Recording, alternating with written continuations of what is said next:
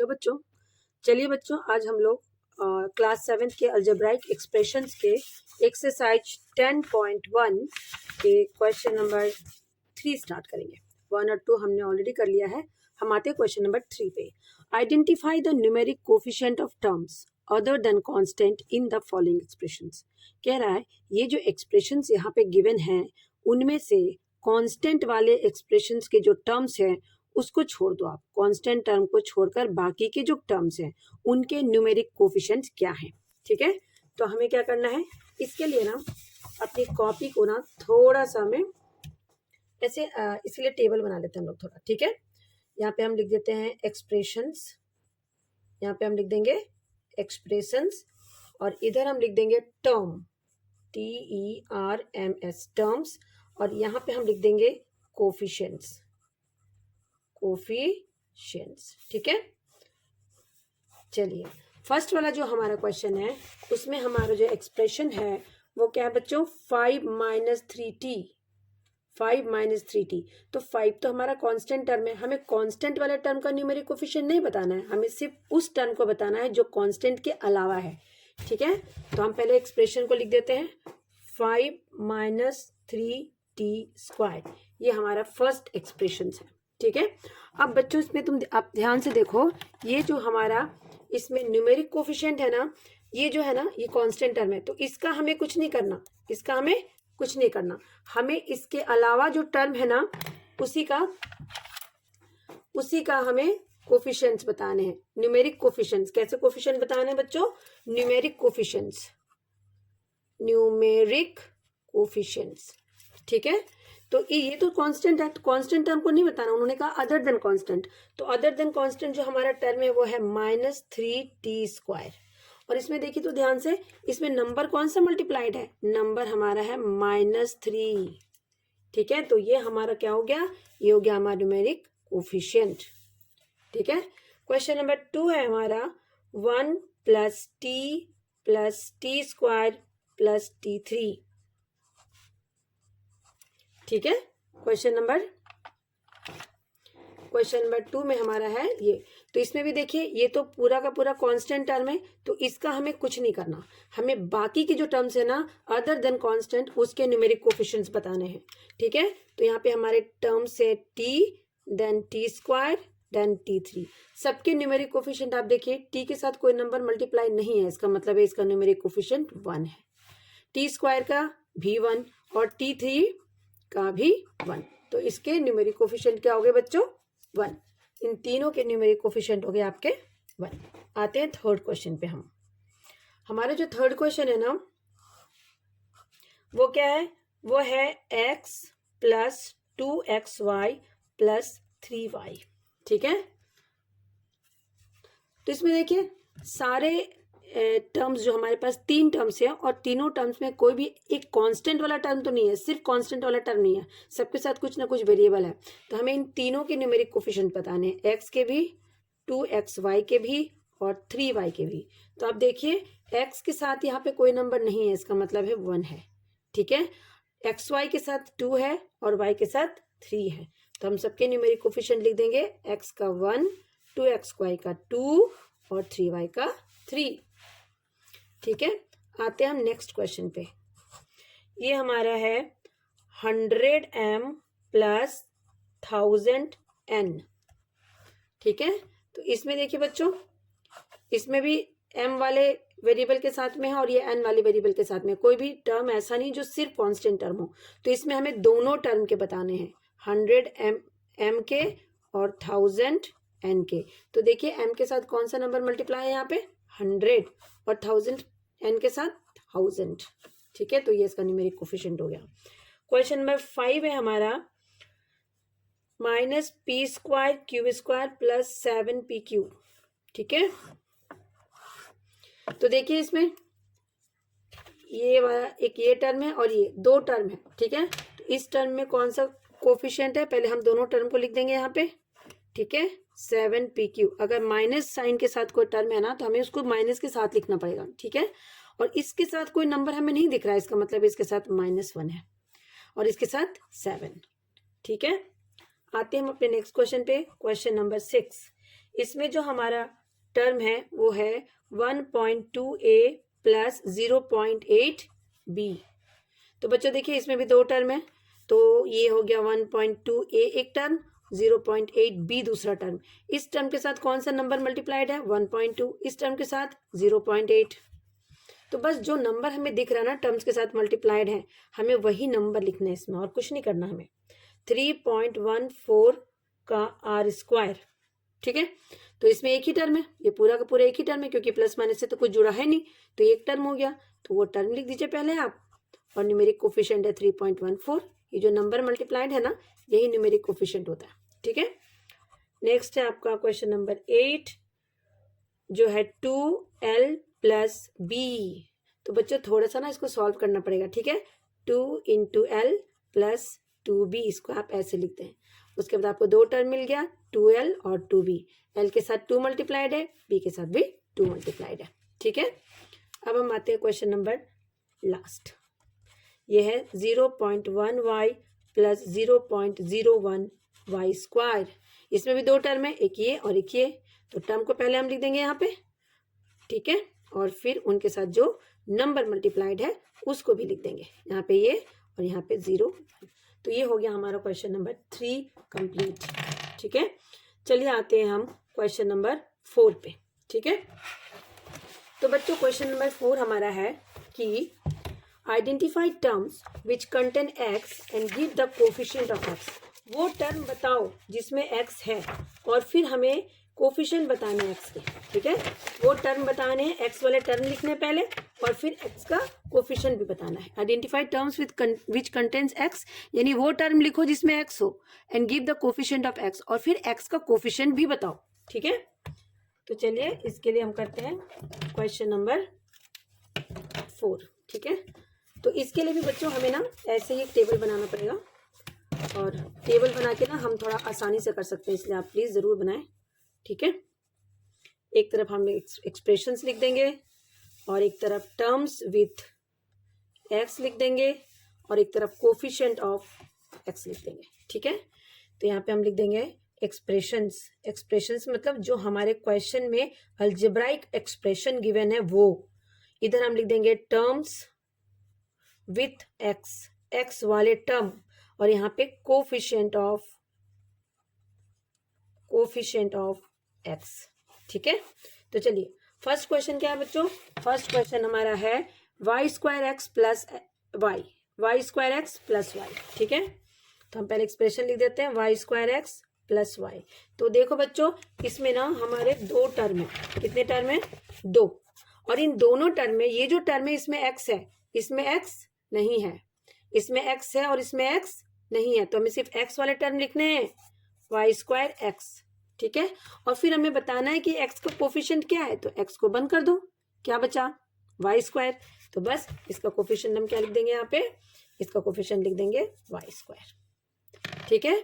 चलिए आते हैं सेकेंड क्वेश्चन पे। सेकेंड क्वेश्चन में हमारा है 13y स्क्वायर माइनस 8yx। इसमें भी देखिए हमारा x वाला कौन सा है? इसमें तो x है ही नहीं, तो इसको नहीं लिखना हमें उस टर्म को लिखना है जो x को कंटेन कर रहा है। तो माइनस 8yx में x है और x को आप बंद कर दीजिए, जो बच गया वो इसका कोफिशिएंट है, ठीक है। नंबर थर्ड में आपका है x प्लस वाई प्लस 2। तो इसमें भी देखिए ये दोनों 3 टर्म है, इसमें 1 2 3 टर्म्स, x वाला टर्म ये है, तो हमें बस यही टर्म लिखना है जिसमें x है, और इसके साथ तो कोई नंबर हमें दिख नहीं रहा, तो हम 1 लिख देंगे, क्योंकि 1 is the multiple of every number, ठीक है। क्वेश्चन नंबर 4 में हमारा है 5 plus Z plus Z x. अब देखिए इसमें कौन सा x वाला टर्म है? x वाला टर्म ये है, तो हम ये बस जेड एक्स लिख देंगे यहाँ पे, और x के साथ कौन सा नंबर मल्टीप्लाइड है? z, तो हम z लिख देंगे, ठीक है। नेक्स्ट क्वेश्चन है हमारा question number 5 1 plus x y. तो देखिए इसमें दो टर्म में x है, इसमें भी और इसमें भी, तो हमें दोनों टर्म लिखने पड़ेंगे, x भी और एक्स वाई भी। इस x के साथ ना, इस x के साथ कोई नंबर नहीं है, तो जिसके साथ कोई नंबर नहीं है उसके साथ हमें 1 लिखना होता है, और इस x के साथ क्या है? तो इस x को बंद कर दीजिए, बचा y, तो y इसका कोफिशिएंट हो गया, ठीक है। नेक्स्ट आते हैं question number 6 12x y square plus 25। इसमें भी आप ध्यान से देखिए जरा, एक्स वाला टर्म हमारा ये है, तो हम इस टर्म को लिखेंगे यहाँ पे 12xy²। और देखिए एक्स का कोफिशिएंट क्या है, तो इस एक्स को छोड़ के जितने बच गए ना वही उसका कोफिशिएंट है, तो एक्स को बंद करके जो बचा हुआ आप देख लीजिए, ये बचा आपका 12y², तो ये इसका कोफिशिएंट हो गया। नाउ क्वेश्चन नंबर इसमें 7 भी है, वो है 7x + xy²। तो बच्चों इसमें दोनों टर्म में एक्स है, इसमें भी और इसमें भी, तो हमें इसमें दोनों टर्म्स लिखने पड़ेंगे। और फिर हम देखेंगे इसमें एक्स का कोफिशिएंट क्या है, एक्स बंद कर दीजिए तो 7, इसमें एक्स का कोफिशिएंट क्या है, एक्स बंद कर दीजिए y²। ये हो गया हमारा क्वेश्चन नंबर 4 कंप्लीट। चलिए आते हैं क्वेश्चन नंबर 5 पे। क्वेश्चन नंबर 5 है classify into monomial, binomial and trinomial. बहुत ही आसान है, आपको मैंने बता दिया है कि मोनोमियल में एक टर्म होगा, बाइनोमियल में 2 टर्म होगा और ट्राइनोमियल में 3 टर्म्स होंगे। तो हमें बस टर्म्स देखने हैं और बताना है कि मोनोमियल है कि बाइनोमियल है कि ट्राइनोमियल है। ठीक है, तो चलिए करते हैं इसको भी। ये हमारा क्वेश्चन नंबर 5। ठीक है, क्वेश्चन नंबर 5 से पहले ना क्वेश्चन नंबर 4 का एक और पार्ट है, b. Identify terms which contains y²। इसमें आपको वो टर्म्स बताने हैं ना, देखिए उसमें वो टर्म्स बताने हैं जिसमें y² हो। ठीक है, इसमें हमें वो टर्म्स बताने हैं जिसमें y² हो और फिर कोफिशिएंट ऑफ y² हमें बताना है। Identify terms which contains y² and give the coefficient of y², यानी वो टर्म बताना है जिसमें y² हो और फिर हमें कोफिशिएंट बताना है उस टर्म का। ठीक है, तो इसमें भी हम वही करेंगे, यहाँ पे एक्सप्रेशन लिखेंगे और यहाँ पे लिखेंगे terms with y², terms with y², और यहाँ पे हम लिख देंगे कोफिशिएंट ऑफ y²।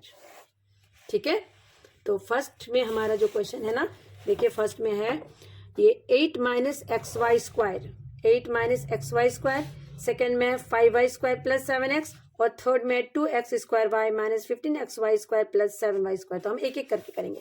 ठीक है, सबसे पहले हम लिख देते हैं 8 - xy²। तो देखिए इसमें ध्यान से आपका वही टर्म लिखना है जिसमें y² हो, तो वो टर्म कौन सा है, ये वाला। इसमें तो y² है ही नहीं, इसमें है, तो हम इस टर्म को पहले लिखेंगे xy²। और फिर देखिए कोफिशिएंट ऑफ y² की बात कर रहा है, ये किसकी बात कर रहा है, कोफिशिएंट ऑफ y² की। तो हमें क्या करना है, बस इस y² को ना बंद कर दो अपने हाथ से। ठीक है, और जो बचा क्या x, तो बस x लिख दीजिए यहाँ पे। ठीक है, ये हो गया था हमारा फर्स्ट। इसका सेकेंड पार्ट भी है, सेकेंड पार्ट में है 5y² + 7x। इसमें देखिए y² को कोफिशिएंट इस वाले टर्म में है, तो हम ये वाला टर्म लिखेंगे इसमें 5y², और देखिए y² को बंद कर दीजिए, कौन सा नंबर बच गया, 5, तो इसका कोफिशिएंट हो गया 5। ठीक है, थर्ड पार्ट है इसका हमारा 2x² y - 15xy² + 7y²। ये अब देखिए इसमें ना 2 टर्म पे y² है, इस पे भी और इस पे भी, तो हमें ये दोनों टर्म लिखने पड़ेंगे, -15xy² और 7y²। अब देखिए y² के यहाँ बंद कीजिए, बचा क्या, -15x, यहाँ लिख दीजिए -15x, और इसमें y² को बंद कर दीजिए, बच गया 7, तो इसका कोफिशिएंट हो गया 7। ठीक है, तो हमारे फोर्थ पार्ट हो गया। फिफ्थ पार्ट हमने अभी तुरंत पढ़ा है कि classified into monomials, binomials and trinomials. हमें बताना है कौन सा मोनोमियल है, कौन सा बाइनोमियल है और कौन सा ट्राइनोमियल है। तो बच्चों मोनोमियल में नंबर ऑफ टर्म्स कितने होते हैं, 1, बाइनोमियल में नंबर ऑफ टर्म्स कितने होते हैं, 2, और ट्राइनोमियल में नंबर्स ऑफ टर्म्स कितने होते हैं, 3। बस हमें नंबर ऑफ टर्म देखने हैं और नाम बताने हैं। ठीक है, कि वो मोनोमियल है कि बाइनोमियल है कि ट्राइनोमियल है। क्वेश्चन नंबर 5 फर्स्ट है आपका 4y - 7z। तो बच्चों ध्यान से देखो, आप इसमें 2 टर्म है ना, ये देखो एक टर्म ये, एक टर्म ये, प्लस माइनस से जो जुड़े होते हैं ना वो टर्म्स होते हैं। ठीक है, प्लस और माइनस के साथ जो जुड़े होते हैं वो टर्म्स होते हैं। तो 1 2 1 2, सो दिस इज 2 टर्म्स। इसमें कितने टर्म्स है, 2 टर्म्स है ना, तो ये हो गया बाइनोमियल, बाइनोमियल। ठीक है, नेक्स्ट ये हमारा फर्स्ट था।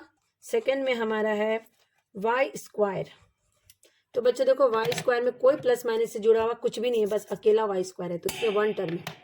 इसमें कितने टर्म हो गए? वन। तो ये हो गया वन टर्म। वन टर्म है तो क्या बोलेंगे बच्चों? मोनोमियल। मोनोमियल, ठीक है। चलिए आते थर्ड पे। थर्ड है हमारा x plus y minus x y. तो देखिए इसमें कितने टर्म्स हैं? 1 2 3 टर्म्स है ना। तो 3 टर्म्स को हम क्या कहते हैं बच्चों? ट्राइनोमियल। 3 टर्म्स है तो ट्राइनोमियल, ठीक है। नेक्स्ट है हमारा क्वेश्चन नंबर, इसी का फोर्थ पार्ट, ये है 100। तो 100 अकेला एक नंबर है, ठीक है, अकेला अकेला ही है ना, प्लस माइनस इसमें कुछ भी नहीं है। तो इसमें वन टर्म है। वन टर्म है मतलब मोनोमियल, मोनोमियल, ठीक है। उसके बाद आपका है फिफ्थ पार्ट।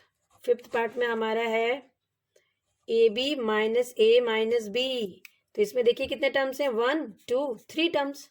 तो 3 टर्म्स को हम क्या कहते हैं? Trinomial, trinomial. Sixth 5 minus 3t। इसमें देखिए 1 2 दो टर्म है तो बाइनोमियल। बस आपको नंबर ऑफ टर्म्स देखने हैं और नाम बताने और कुछ भी नहीं करना इसमें। Seventh 4p square Q minus 4pq square. इसमें कितने टर्म्स हैं? तो देख लीजिए, एक टर्म ये, एक टर्म ये, दो टर्म, तो ये भी हो गया बाइनोमियल, बाइनोमियल। नेक्स्ट है आपका 8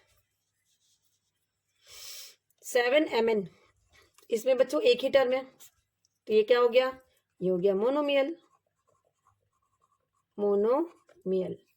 नेक्स्ट आपका आ गया क्वेश्चन नंबर, इसी का 9th part, z square minus 3z plus 8। तो बच्चों 1 2 3 टर्म्स, ट्राइनोमियल। बस आपको बताना है कि कौन सा कितने टर्म्स है और उसके नाम बताने, और कुछ नहीं करना आपको। ए स्क्वायर प्लस बी स्क्वायर 1 2 दो टर्म है तो नाम बताइए, बाइनोमियल।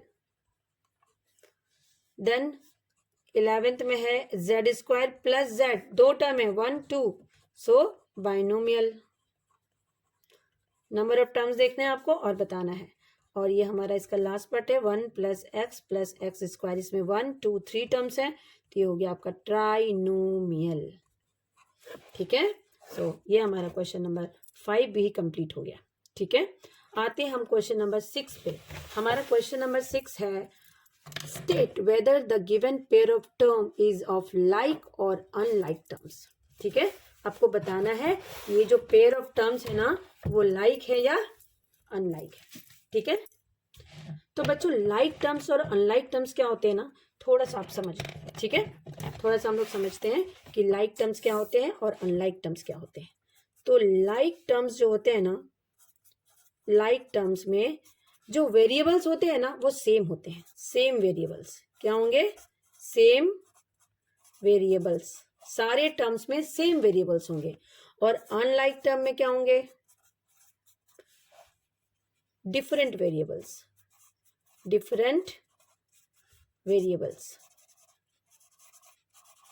ठीक है। फॉर एग्जाम्पल अगर मैंने लिख दिया 2x 3x minus 4x minus 7x, ये सारे लाइक टर्म्स है। लेकिन अगर हमने लिख दिया 2xy minus 7y 3x square z, देखिए अलग अलग वेरिएबल्स आ गए ना, इसमें सेम वेरिएबल्स नहीं है, तो ये अनलाइक टर्म्स हो गए, ठीक है। तो हमारा क्वेश्चन नंबर 6 कहता है बताओ कौन सा लाइक टर्म है और कौन सा अनलाइक टर्म है। तो चलिए क्वेश्चन नंबर 6 भी हम कर लेते हैं फटाफट।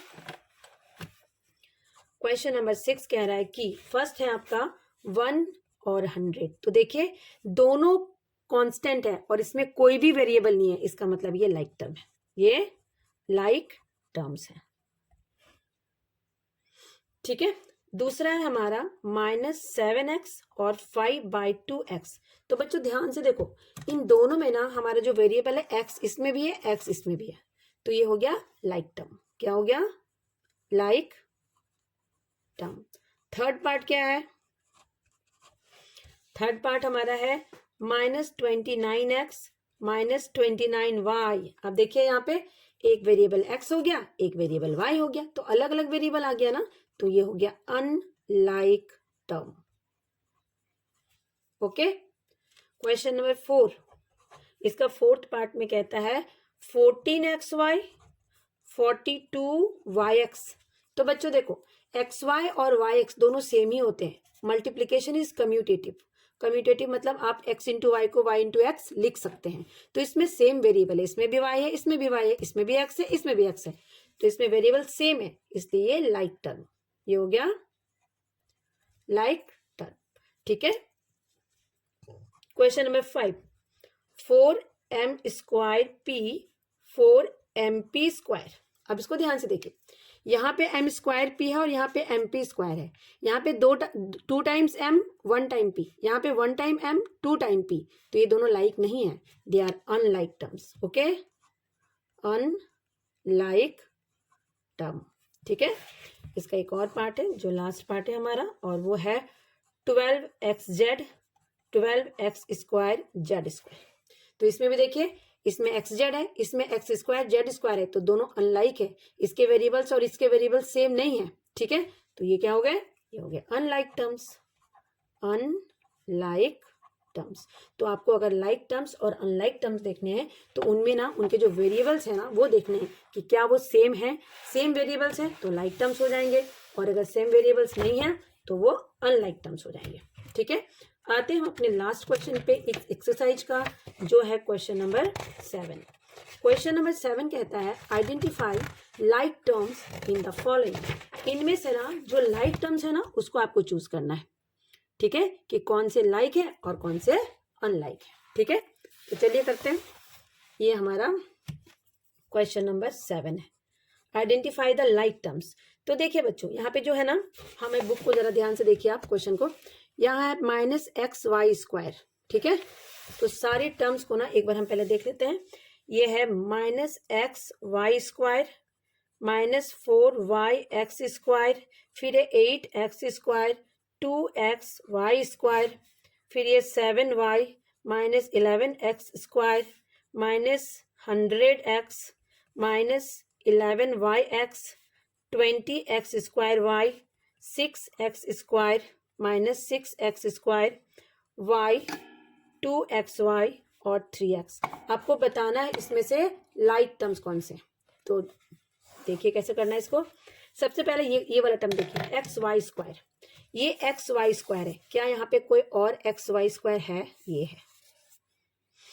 और कोई एक्स वाई स्क्वायर है तो एक्स वाई स्क्वायर तो हमें नहीं दिख रहा, हमें 2 ही दिख रहा, तो हम इसको लाइक में लिखेंगे, -xy स्क्वायर और 2xy स्क्वायर। ये दोनों लाइक टर्म हो गया। दूसरा हम देखते हैं कौन सा है, -4yx स्क्वायर। तो yx स्क्वायर यहाँ पे है, और देखो हम ढूंढते हैं yx स्क्वायर कहाँ पे है, yx स्क्वायर। ये देखिए यहाँ पे दिख रहा है आपको, ये देखिए, ये लाइक टर्म्स हो गए दोनों।